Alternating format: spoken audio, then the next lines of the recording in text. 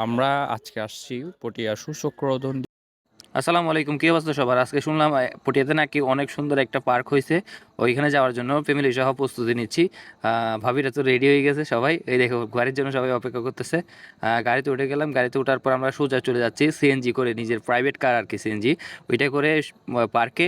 পার্কে এখন আমরা পটিয়া নিজের বিএমডাব্লিউতে ওঠার পর চশমা পরে একটু ভাপ নিয়ে নিলাম। টুকি টুকি করে চলে আসলাম নাহার পার্কে, পটিয়া নাহার পার্কে এসে আম্মু বলছে একটু ছবি তুলতে।